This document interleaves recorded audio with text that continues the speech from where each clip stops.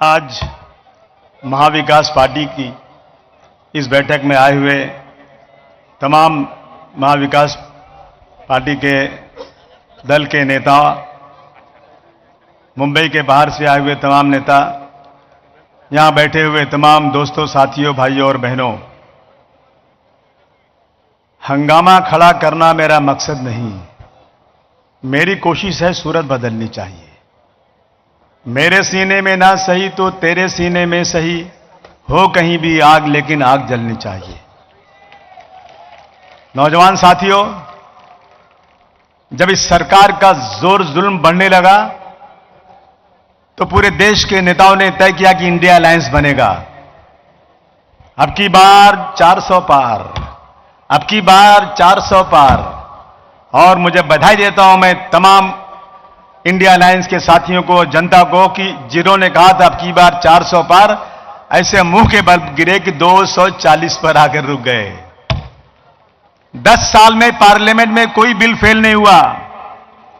मुबारकबाद India alliance को कि जब 10 साल के बाद वो बने प्राइम मिनिस्टर तो जो पहला बिल आया वो भी फेल हो गया। दोस्तों, साथियों, ये चुनी हुई सरकार नहीं है। ये सरकार डरा धमका और खोखे वाली सरकार है। ये डेमोक्रेटिक सरकार नहीं है। ये डरा धमका कर बनाई हुई सरकार है। ऐसी सरकार तो चलना ही नहीं चाहिए।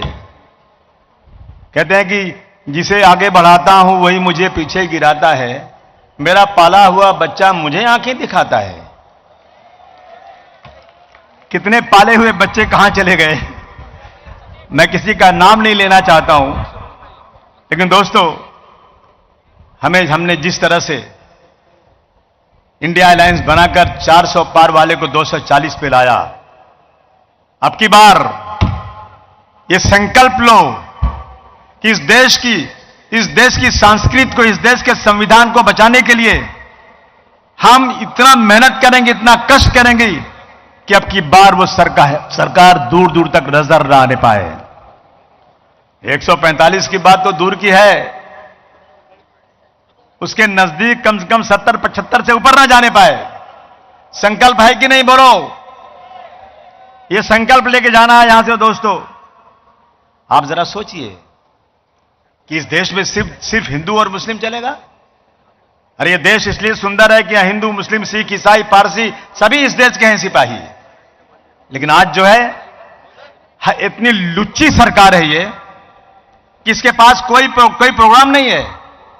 मुझे बताइए, 2014 के पहले कभी भी मॉब लिंचिंग होती थी यहां पर? कभी नहीं होती थी। क्या मुस्लिम बहनों का बुर्का कभी 2014 के पहले उतारने की बात हुई थी?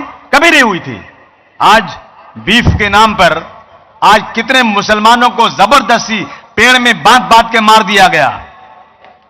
मुझे अफसोस है, जो सिपाही पुलिस हमारी रक्षा के लिए रहती है ट्रेन के अंदर, एक ट्रेन के अंदर घुस के एक सिपाही ने 3 मुसलमानों को निकाला, गोली मार दिया और उसकी बॉडी पर पेन रख कर कहता है कि इस देश में रहना है तो मोदी और योगी कहना पड़ेगा।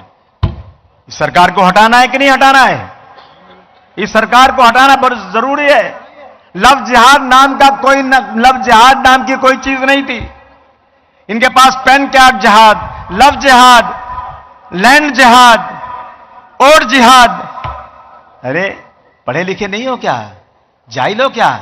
जिहाद के नाम पर मैं 100 किताबें दे सकता हूं। जिहाद is a very respected word, लेकिन आज पानी सर से ऊंचा हो गया है। मैंने एक दिन देखा, एक टीचर जो कहते हैं मां बाप के बाद सबसे बड़ा दर्जा टीचर का होता है, उस टीचर ने अपने क्लास में एक छोटे से 8 साल के बच्चे को खड़ा किया और दूसरे बच्चों से कहा इसको मारो। क्यों मारो? कि ये मुसलमान है। बच्चे आते रहे, उसको मारते रहे, वो रोता रहा, अब कोई बचाने वाला नहीं रहा। इसलिए मैं आज कहना चाहता हूं दोस्तों, अगर आज संविधान, आज डॉक्टर भीमराव अंबेडकर या गांधी जी की आत्मा नाम की कोई चीज होगी तो वो खून के आंसू रोती होगी। जिस देश को हमने बनाने के लिए अपनी जान निछावर कर दिया, उस देश में आज गांधी जी के कातिल की मूर्ति बनाने की बात करते हैं। गांधी जी की कातिल की मूर्ति बनाकर, मंदिर बनाकर पूजा करने की बात करते हैं। इसलिए दोस्तों, हमें बहुत सतर्क रहना है और किसी तरह से भी अब की बार उस सरकार को नहीं जाने देना जिसने पूरा का पूरा देश का प्रॉपर्टी बेच दिया। अरे दुनिया में जितने भी देश है, छोटे से छोटे, सबकी अपनी एयरलाइन है। मेरे देश की कोई एयरलाइन ही नहीं है। सारी प्रॉपर्टी बेच दिया, इंडस्ट्री बेच दिया, फैक्ट्री बेच दिया, एयरपोर्ट बेच दिया, सीपोर्ट बेच दिया, ट्रेन बेच दिया। अब इनकी नियत है मुसलमानों की वक्फ बोर्ड की जमीन पर। किसी सरकार ने नहीं दिया है, किसी की मेहरबानी से नहीं मिली है। हमारे बुजुर्गों ने अपनी जमीनों को, कब्रिस्तान को, स्कूलों को, यतीम खाने को, इनको डोनेट कर दिया, वक्फ कर दिया। और वो जमीनें 200 साल तक अंग्रेज ने उसने टच नहीं किया। छत्रपति शिवाजी महाराज ने 700 एकड़ जमीन एक बाबा को दिया, आज भी है वो जमीन। लेकिन ये सरकार इतने छोटे जहन की है कि 10 साल में छोटे से बर्तन में जो है उछाल आ गया है दोस्तों। इसलिए हम आपसे कहना चाहते हैं दोस्तों, हमें इस देश को बचाना है। मैं कहता हूं, न तेरा है न मेरा है, ये हिंदुस्तान सबका है। न तेरा है न मेरा है, ये हिंदुस्तान सबका है। नहीं समझी गई बात तो नुकसान सबका है। सागर से जो नदियां मिल गई दिखलाई नहीं देती, महासागर बनाने में मगर नुकसान सबका है। दोस्तों साथियों, आज संकल्प लेकर जाओ, संकल्प लेकर जाओ कि कुछ भी हो जाए, आधी रोटी खाएंगे लेकिन मां विकास को जिताएंगे। ये वादा है कि नहीं आपका? माली से अदावत है पर शदाए चमन हूं मैं। माली से अदावत है पर शदाए चमन हूं मैं। सरकार का दुश्मन हूं पर वफादार वतन हूं मैं। माली कभी रुतबे में चमन हो नहीं सकता। सरकार का मतलब तो वतन हो नहीं सकता। माली को बदलेंगे तो चमन फिर भी रहेगा।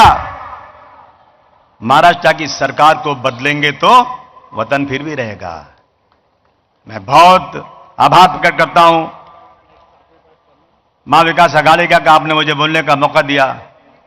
लेकिन यह मेरा वादा है कि जहां जहां हम लड़ रहे हैं उसके अलावा जितनी जहां है उन सारी सीटों पर हमारा एक एक वर्कर अपनी जान तोड़ मेहनत करके मां विकास अघाड़ी को जिताने की कोशिश करेगा। क्योंकि हमारा एक ही लक्ष्य है कि बीजेपी हटाओ, देश को बचाओ। आप आए, बहुत आपने बातें सुनी, मुझे उम्मीद ही नहीं की। मुझे पक्का इरादा है कि सब जितने बैठे हैं ये एक एक घर में चले जाएंगे, एक एक घर में घुसकर बात करेंगे, एक एक लोगों को समझाएंगे कि 20 तारीख को एक एक वोट मां विकास अघाड़ी के जहां जहां लोग उनको दीजिए। बहुत बहुत शुक्रिया।